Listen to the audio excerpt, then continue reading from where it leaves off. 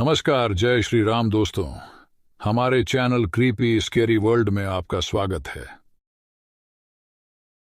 मरीज जिन्न की कहानी के दूसरे पार्ट में आगे बढ़ने से पहले आपको बता दूं, अभी तक आपने देखा कि विनीता शादी के 2 महीने के बाद ही विधवा हो जाती है और रिश्तेदारों में सभी उसको मनहूस या अछूता समझते हैं। विनीता का देवर है जिसे विनीता पसंद करने लगती है और तभी उसके देवर की शादी हो जाती है। विनीता प्रियंका से थोड़ा ईर्ष्या करने लगती है। पहला भाग देखिएगा जिससे कहानी आपको अच्छे से समझ आ सके और कहानी का आनंद ले सके। चलिए कहानी में चलते हैं। नीरज और प्रियंका फिल्म देखने शहर जाते हैं। विनीता को किसी के दरवाजा खटखटाने की आवाज आती है तो विनीता दरवाजा खोलती है तो देखती है कि दरवाजे पर कोई तांत्रिक है। विनीता ने उसे फल दिए तो वो तांत्रिक उसे देखता है और उसके अतीत के बारे में बताता है। फिर वो विनीता से शाम को अपनी झोपड़ी में मिलने के लिए कहता है। जब नीरज और प्रियंका घर लौटे तो विनीता ने उन्हें बताया कि वो कुछ किराने का सामान खरीदने के लिए जा रही है। फिर विनीता ने अपना चेहरा इस तरह ढक लिया कि कोई उसे पहचान न सके। 15 मिनट में विनीता गांव बाहर तांत्रिक की झोपड़ी पर पहुंच जाती है। तांत्रिक नदी के पास एक सुनसान जगह पर रह रहा था। जब विनीता उस झोपड़ी में दाखिल हुई तो कमरा अगरबत्तियों के धुएं के बादलों से भर गया था। कमरा गुलाब की खुशबू से महक रहा था और तांत्रिक जमीन पर बैठकर साधना कर रहा था। विनीता उसके सामने बैठ गई। कुछ देर के बाद उस तांत्रिक ने आंखें खोली और कहा, मुझे पता था कि तुम जरूर आओगी। और ये बोलकर उसने एक शैतानी मुस्कान हंसी। तो विनीता ने कहा कि आपको मेरे अतीत के बारे में कैसे पता? इस पर उस तांत्रिक ने कहा, मैं तुम्हारे अतीत के बारे में नहीं बल्कि तुम्हारे मन में क्या चल रहा है वो सब कुछ जानता हूं। मुझे पता है कि तुम अपने देवर को पसंद करती हो और तुम चाहती हो कि किसी भी तरह तुम्हारी देवरानी तुम्हारे रास्ते से हट जाए और तुम्हारा देवर तुम्हारे पास वापस आ जाए। ये सुनकर विनीता चौंक गई और बोली, मैं किसी को रास्ते से हटाना नहीं चाहती। मैं तो बस इतना चाहती हूं कि नीरज मेरी तरफ आकर्षित हो जाए, क्योंकि मुझे कभी भी प्यार का अनुभव नहीं मिला। मुझे क्या पता था कि मेरी शादी के कुछ ही महीने के बाद मेरा पति गुजर जाएगा और मुझे इस तरह की बेकार जिंदगी जीनी पड़ेगी। तो तांत्रिक ने कहा, तुम चिंता मत करो, मैं तुम्हें एक ऐसी साधना के बारे में बताता हूं जिससे तुम्हारी ये सारी इच्छाएं पूरी हो जाएंगी और तुम जैसा जीवन जीना चाहती हो जी सकोगी। तो इस पर विनीता ने कहा, ठीक है, तो बताइए कौन सी ऐसी साधना है जिसे करने के बाद मैं फिर से खुशहाल जिंदगी जी सकती हूँ। तो तांत्रिक ने कहा, मरीज जिन्न की साधना। इससे तुम जो चाहो वो करवा सकती हो और ये साधना तुमको अपनी छत पर करनी है, जो कि केवल 11 दिनों की होगी। इस साधना में तुम्हें मेरे दिए हुए मंत्र का जाप करना है और इस दौरान तुम्हें बहुत सी डरावनी चीजें महसूस होंगी, लेकिन तुम्हें डरना नहीं है। और फिर साधना की आखिरी रात यानी कि 11वें दिन तुम्हें किसी की बलि देनी होगी और तभी जिन्न तुमसे बहुत खुश होगा। विनीता तांत्रिक की सारी बातें ध्यान से सुन रही थी, लेकिन जैसे ही उसने बलि देने की बात सुनी उसने तुरंत कहा, नहीं नहीं, मैं किसी की बलि नहीं देने वाली। तो तांत्रिक ने मुस्कुराते हुए कहा, साधना करने का यही एकमात्र रास्ता है। जब विनीता ने कोई जवाब नहीं दिया तो तांत्रिक ने कहा कि उसके पास एक समाधान है। वो विनीता को अपनी सांस की बलि देने के लिए कहता है। लेकिन ये सुनकर विनीता को बहुत गुस्सा आ गया और उसने बाबा से कहा कि वो ऐसा उपाय कैसे बता सकता है। उसकी सांस उसकी माँ के समान थी और वो कभी भी उसका आहित करने के बारे में सोच भी नहीं सकती। तो तांत्रिक ने कहा, ये सब तो मोह माया है। एक दिन सबको मरना है और तुम्हारी सांस पहले से ही अपने आखिरी दिन गिन रही है। बेहतर है कि उसे बलि में दे दिया जाए और उसे भी सभी कष्टों से मुक्त कर दिया जाए। विनीता ने जवाब दिया कि वो इस बारे में सोचेगी और कुछ दिनों में अपना फैसला बताएगी। विनीता को पूरी रात नींद नहीं आई। वो नीरज का प्यार जीतना चाहती थी, लेकिन किसी की जिंदगी खराब करने की कीमत पर नहीं। तब उसने सोचा कि तांत्रिक की सलाह गलत नहीं थी। विनीता अब असमंजस में थी और करवटें बदलती रहीं। वो जल्द ही सो गई और देखते ही देखते 1 हफ्ता बीत गया और विनीता बाबा के पास नहीं गई। उसने सोचा कि जब शादी उसके भाग्य में ही नहीं है तो चंद दिनों की मौज मस्ती के लिए किसी की जिंदगी बर्बाद करने का क्या मतलब। लेकिन फिर एक दिन ऐसा हुआ जो विनीता ने कभी सोचा भी नहीं था। एक दिन अचानक उसकी सास गायब हो गई। उसकी सास को हर जगह ढूंढा गया लेकिन वो कहीं भी नहीं मिली। नीरज भी बहुत परेशान हो गया और विनीता तो मानो बिल्कुल पागल सी हो गई थी और इसी चक्कर में वो बीमार भी हो गई। विनीता बहुत ही गहरे सदमे में चली गई। उसके घर में एक नौकरानी थी जिसका नाम दीपा था। वही विनीता का ध्यान रखती थी और विनीता को इस सदमे से बाहर आने में करीब 1 महीना लग गया। लेकिन इस 1 महीनों में बहुत कुछ बदल गया। तुलसी का पौधा पूरी तरह से सूख गया था और उसके साथ ही प्रियंका का व्यवहार भी काफी बदल गया था। इतने दिनों में काफी कुछ बदल गया था। प्रियंका ने विनीता से चाबियां छीन ली थी और अब प्रियंका का व्यवहार भी बहुत बदल गया। वो ऐसे बिहेव करती जैसे वो पूरे गांव की महारानी हो। लेकिन एक बात हैरान कर देने वाली ये थी कि सास के गायब होने के बाद प्रियंका को किसी भी तरह का दुख नहीं था। वो जब चाहे घर से बाहर चली जाती थी। नीरज भी देर से घर आता था और प्रियंका उससे झगड़ा भी करती थी, जिसके चलते नीरज अपनी मां के कमरे में सोने लगा और विनीता को भी कुछ अजीब सा महसूस होने लगा। कभी पौधे खिल जाते तो कभी सूख जाते, कभी घर में गुलाब की खुशबू आती तो कभी ठंडी हवा आती, कभी कभी आधी रात में विनीता अचानक उठ जाती और उसको बहुत जोर से ठंड लगने लगती। विनीता को शक हुआ कि कहीं तांत्रिक ने उस पर कोई जादू तो नहीं किया। फिर विनीता प्रतिदिन गायत्री मंत्र का जाप करने लगी। नीरज और प्रियंका में अक्सर झगड़ा होता रहता था। नीरज अपने काम में इतना व्यस्त था कि उसके पास अपने पर्सनल मैटर्स को सुलझाने के लिए मुश्किल से ही समय था। फिर नीरज ने सोचा कि समय के साथ सब कुछ ठीक हो जाएगा। लेकिन फिर एक दिन रात के करीब 9 बजे उसकी नौकरानी दीपा घर का सारा काम करके अपने कमरे में सोने जा रही थी तो उसने प्रियंका के कमरे से कुछ अजीब सी आवाज सुनी।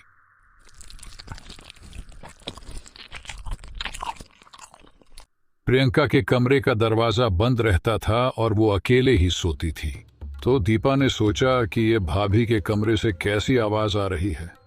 वो अपना कान दरवाजे पर चिपका कर सुनती है तो उसे ऐसा लगता है जैसे कोई जानवर अंदर बैठकर कच्चा मांस खा रहा है और बहुत बुरी तरीके से गुर्रा रहा है। जब उसने इतना सुना तो वो डरकर तुरंत अपने कमरे में भाग गई। डर के मारे उसे नींद भी नहीं आ रही थी। लेकिन तभी रात के 2 बजे दीपा को ऐसा लगा कि उसकी छाती पर कोई भारी भरकम सा इंसान बैठा हुआ है। जब उसको कुछ बेचैनी सी महसूस होने लगी तो उसने अपनी आंखें खोली और आंखें खोलकर उसने अपने सामने क्या देखा कि जैसे धुएं में कोई परछाई या जो भी थी। उसका चेहरा नहीं दिख रहा था, उसकी बस 2 चमकती डरावनी आंखें ही दिख रही थीं। वो अपने शरीर को हिलाना चाह रही थी लेकिन ऐसा लगा जैसे उसका पूरा शरीर जम सा गया हो। लेकिन तभी उस डरावनी छवि ने अपनी लंबी जीभ बाहर निकाली और दीपा के पूरे चेहरे को चाटते हुए एक अजीब सी आवाज निकाली। दीपा ने डर के मारे अपनी आंखें बंद कर ली और जब आंख खोली तो देखा कि कोई भी नहीं था। वो भागते हुए तुरंत विनीता के कमरे का दरवाजा खटखटाने लगी। विनीता ने जब दरवाजा खोला तो देखा कि दीपा काफी डरी हुई थी। लेकिन दीपा ने विनीता को कुछ भी नहीं बताया और कहा कि भाभी, मुझे बहुत डर लग रहा है, इसलिए आज मैं आपके कमरे में सोना चाहती हूँ। विनीता ने भी सवाल जवाब नहीं किया और उसे अपने कमरे में सोने दिया। दूसरे दिन जब प्रियंका अपने कमरे से निकली तो उसका चेहरा बहुत अजीब सा लग रहा था। उसकी आंखों के नीचे काले घेरे बने हुए थे। विनीता ने प्रियंका से पूछा, क्या हुआ प्रियंका, तुम्हारी तबीयत ठीक नहीं है क्या? लेकिन प्रियंका ने अजीब तरीके से जवाब देते हुए कहा, अपने काम से काम रखो, समझी? इतना बोलकर वो आंगन में चली गई। इधर नीरज भी तैयार होकर अपने काम पर निकल गया। कुछ देर के बाद विनीता बाहर आंगन में कपड़े धुल रही थी तो उसने देखा कि प्रियंका हवा में ही किसी से बात कर रही है। विनीता ने जब ये देखा तो उसे अजीब लगा कि प्रियंका हवा में किससे बात कर रही है, लेकिन उसने इस पर ज्यादा ध्यान नहीं दिया और अपना काम करने लगी। लेकिन थोड़ी देर के बाद प्रियंका जब पलटी तो गुस्से से विनीता को घूरती रही। वो ऐसे देख रही थी जैसे उसे पता चल गया था कि वो जिससे भी बात कर रही थी उसने उसे देख लिया हो। इसके बाद वो अपने कमरे में चली गई। प्रियंका या तो बाहर रहती या कमरे में बंद हो जाती। प्रियंका को जब भी भूख लगती तो वो दीपा से अपने कमरे में खाना परोसने को कहती थी। फिर उसी रात जब विनीता प्रियंका के कमरे से गुजर रही थी तो उसने भी वही आवाजें सुनी, जैसे कोई जानवर गुर्रा रहा हो, और साथ ही प्रियंका के करहाने की भी आवाज आ रही थी। विनीता को ये अजीब लगी तो तुरंत विनीता ने प्रियंका का दरवाजा खटखटाया, लेकिन जैसे ही उसने दरवाजा खटखटाया वो सारी आवाजें बिल्कुल शांत हो गई। काफी देर तक दरवाजे के बाहर विनीता खड़ी रही, लेकिन जब उसने देखा कि कोई भी आवाज नहीं आ रही है और ना ही प्रियंका बाहर आ रही है तो वो चुपचाप अपने कमरे में चली गई। इधर नीरज अपने मां के कमरे में बेचैन लेटा हुआ था। विनीता ने जब उसका दरवाजा खटखटाया तो नीरज ने तुरंत दरवाजा खोल दिया। जब नीरज ने दरवाजा खोला तो सामने विनीता थी। तो विनीता ने कहा, अरे देवर जी, आप अभी तक सोए नहीं? तो नीरज बोलता है, हाँ भाभी, मुझे नींद नहीं आ रही। तभी नीरज ने कहा, अरे भाभी, आप बाहर क्यों हैं? आइए, अंदर आइए। फिर दोनों बिस्तर पर बैठकर बातें करने लगते हैं। नीरज बहुत परेशान लगता है तो विनीता बोलती है, क्या हुआ नीरज, तुम इतने परेशान क्यों हो? तो नीरज बोलता है, अरे भाभी, अब क्या बताऊं मैं। जब प्रियंका घर आई थी तो मुझसे बहुत प्यार करती थी, लेकिन मां के गायब होने के बाद से उसने अपने साथ रहने और सोने से मुझे मना कर दिया है और बस मुझसे लड़ाई झगड़ा करती रहती है। अरे मेरा भी मन करता है कि मैं भी आम पति पत्नी की तरह अपनी पत्नी के साथ वक्त गुजारूं और प्यार करूं। ये बोलकर वो विनीता के हाथ पर हाथ रख देता है। इसके बाद धीरे धीरे वो दोनों एक दूसरे के बहुत करीब आ जाते हैं और विनीता भी अपने आप को रोक नहीं पाती। इसके बाद दोनों हमबस्तर हो जाते हैं। फिर कुछ देर के बाद विनीता शर्माते हुए अपने कमरे में चली जाती है और दोनों चैन की नींद सो जाते हैं। दूसरे दिन नीरज नाश्ता करके अपने काम पर चला जाता है। वो दिन भी गुजर जाता है, लेकिन शाम होने के बाद भी नीरज विनीता को नहीं दिखाई देता। तो विनीता दीपा से पूछती है, क्यों दीपा, देवर जी ने खाना खा लिया? इस पर दीपा बोलती है, पता नहीं भाभी, नीरज भैया दिखाई नहीं दिए। ये सुनकर विनीता नीरज के कमरे में जाती है और देखती है कि बाहर से कुंडी लगी हुई थी। वो ये देखकर हैरान हो जाती है। तभी उसे प्रियंका के कमरे से फिर कुछ अजीब सी आवाजें आती है। जब वो उसके कमरे के बाहर खड़ी हुई तो उसने प्रियंका को करहरते हुए सुना। विनीता को जलन तो हुई, लेकिन वो कुछ कर नहीं सकी। वो जानती थी कि नीरज प्रियंका का पति है और उन्हें अपने वैवाहिक जीवन का आनंद लेने का पूरा अधिकार है। लेकिन विनीता ये भी सोचती है कि कल तो नीरज ने ये कहा था कि 2 महीने से वो प्रियंका के पास नहीं सोया है और वो उससे प्यार नहीं करती है। विनीता को लगा कि शायद नीरज उसके साथ केवल वक्त गुजारने के लिए ऐसी बातें कर रहा था। विनीता को बहुत गुस्सा आया और वो बिना खाना खाए अपने कमरे में सोने चली गई। लेकिन अगली सुबह जब विनीता उठी तो उसने देखा बाहर गेट पर नीरज था। ये देखकर विनीता चौंक गई। उसने सोचा, नीरज तो अभी आया है, तो कल रात प्रियंका के कमरे में कौन था? उसने नीरज से पूछा, अरे नीरज, तुम इतनी सुबह कहाँ गए थे? तो नीरज ने कहा, अरे भाभी, कल रात को मैं घर आया ही नहीं था। मेरे दोस्त की बहन की शादी थी, जिसके चलते मैं पूरी रात उसी के घर पर रुका था। विनीता को अब समझ आ गया था कि प्रियंका किसी दूसरे आदमी के साथ थी, लेकिन ऐसा कैसे हो सकता है जबकि दीवारें तो बहुत ऊंची और कटीली थीं, कोई भी दीवार फांदकर अंदर आ ही नहीं सकता था। विनीता को डर था कि अगर नीरज ने प्रियंका को किसी और के साथ देख लिया तो तबाही मच जाएगी। हालांकि नीरज नाश्ता वगैरह करके फिर से अपने काम पर चला गया, लेकिन प्रियंका उस दिन अपने कमरे से बाहर नहीं निकली। फिर दोपहर में दीपा ने विनीता को बताया कि प्रियंका अभी भी सो रही है। जब वे उसके कमरे में दाखिल हुए तो वो केवल एक चादर में ढकी हुई थी और उसके सारे कपड़े फर्श पर बिखरे हुए थे। जब विनीता ने प्रियंका को छुआ तो उसका पूरा शरीर बुखार से तप रहा था और सांसें भी बहुत तेज चल रही थीं। जल्दी से उन्होंने प्रियंका को नाइटी पहनाई और डॉक्टर साहब को बुलाया। डॉक्टर ने कहा कि ऐसा मौसम के बदलाव के कारण हुआ है, शाम तक प्रियंका बिल्कुल ठीक हो जाएगी। नीरज जब घर लौटा तो प्रियंका के कमरे में गया। उसने उसे देखा और पूछा, क्या हुआ प्रियंका? प्रियंका ने जवाब दिया कि उसकी तबीयत ठीक नहीं है।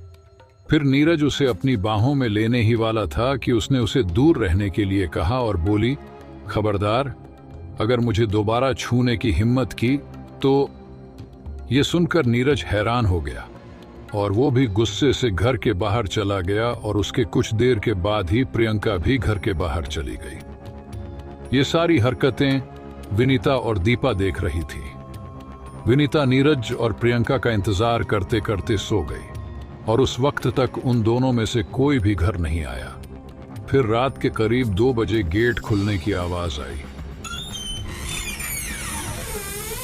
दीपा जिस कमरे में सोती थी उस कमरे से बाहर का गेट दिखाई देता था, यानी अगर कोई गेट के अंदर या बाहर जाता तो दीपा के कमरे से वो साफ साफ दिखाई देता था। दीपा ने देखा कि प्रियंका चुपके से गेट खोलकर एक झोले में कुछ लेकर अंदर जा रही है और हैरान कर देने वाली बात तो ये थी कि उस झोले से लगातार खून बह रहा था। दीपा को कुछ अजीब तो लगा, लेकिन उसने इस बात को नजरअंदाज कर दिया और वो सो गई। अगली सुबह विनीता उठी तो वो सीधे नीरज के कमरे के बाहर गई तो देखा कि नीरज के कमरे का दरवाजा खुला हुआ है और कुछ शराब की बोतलें पड़ी हुई हैं। विनीता समझ गई कि टेंशन की वजह से नीरज ने कल रात शराब पी थी। इतना देखकर वो वापस अपने काम में लग गई, लेकिन फिर प्रियंका दोपहर के 1 बजे के आसपास अपने कमरे से बाहर निकली और सीधा बाहर चली गई। फिर कुछ देर के बाद जब दीपा उसके घर की साफ सफाई करने के लिए गई तो दीपा ने क्या देखा कि प्रियंका के बिस्तर के नीचे कुछ हड्डियां पड़ी हुई हैं। ये देखकर वो बिल्कुल हैरान रह गई। उसने मन में कहा, मैंने तो सुना है कि इस घर में मांस मछली कोई नहीं खाता है, तो प्रियंका भाभी के बिस्तर के नीचे ये हड्डियां कैसे? उस समय उसने किसी से कुछ नहीं कहा। इधर प्रियंका अभी तक घर वापस नहीं आई थी और नीरज अभी भी अपने कमरे में सो रहा था। फिर दोपहर को दीपा विनीता के पास गई और उसने विनीता से कहा, भाभी, मुझे आपको कुछ बताना है। तो विनीता ने कहा, हाँ दीपा, बोलो, क्या बात है? उसने कहा, भाभी, मुझे प्रियंका भाभी कुछ अजीब लग रही हैं। आज जब मैं उनके कमरे की साफ सफाई कर रही थी तो मुझे कुछ हड्डियां मिली। ये सुनकर विनीता बिल्कुल हैरान हो गई और बोली, ये तुम क्या कह रही हो? हमारे घर में तो मांस मछली कोई भी नहीं खाता है। तो दीपा ने कहा, वही तो मैं भी सोच रही हूँ भाभी, कि जब इस घर में कोई मांस मछली खाता ही नहीं है तो प्रियंका भाभी के बिस्तर के नीचे वो हड्डियां कहाँ से आई? और विनीता भाभी, आपसे एक बात और कहनी थी कि कल रात जब मैं सो रही थी तो प्रियंका भाभी झोले में कुछ लेकर आई थी और उस झोले से बहुत सारा खून भी निकल रहा था। ये सुनकर विनीता बिल्कुल हैरान हो गई। उसे यकीन नहीं हो रहा था कि दीपा जो कह रही है वो सच है या झूठ। तो विनीता ने दीपा से कहा, अरे वो कुछ और लेकर आई होगी पागल, तुम्हें जरूर कोई वहम हुआ होगा। तुम ये फालतू बातें मत करो और जाओ अपना काम करो। लेकिन विनीता को कुछ तो गड़बड़ लग रही थी और अब वो इस बात के तह तक जाना चाहती थी और पता करना चाहती थी कि आखिर ये जो सारी अजीब चीजें हो रही हैं वो क्यों हो रही हैं। आज की कहानी में बस इतना ही। आगे की कहानी अगले पार्ट में। जैसा कि आपको बताया था, कहानी थोड़ा लंबी है, तो नेक्स्ट पार्ट का इंतजार करिए, कल या परसों तक इस कहानी का तीसरा पार्ट आ जाएगा। आगे की कहानी में कुछ रहस्य भी खुलेंगे और नीरज, प्रियंका, विनीता और दीपा के साथ क्या क्या भयानक खेल होते हैं वो भी देखने को मिलेंगे। आगे की कहानी बेहद खौफनाक और डरावनी है। अभी तक की कहानी में आनंद आया हो या आपको लगा हो मैंने जो मेहनत की है उससे आपको सही मनोरंजन मिला है, तो इस वीडियो को लाइक जरूर करें और कमेंट में जय महाकाल लिखना न भूलें। यदि आपके पास भी ऐसी कोई कहानी है जो आपके साथ या आपके जानने वालों के साथ घटित हुई है, तो आप अपनी कहानी हमारे साथ साझा कर सकते हैं। हम अपने चैनल के माध्यम से आपकी कहानी भी अपने चैनल में लाएंगे। दोस्तों, अगर आप चैनल में नए हैं तो सब्सक्राइब करना ना भूलें। धन्यवाद। मिलते हैं नेक्स्ट पार्ट में।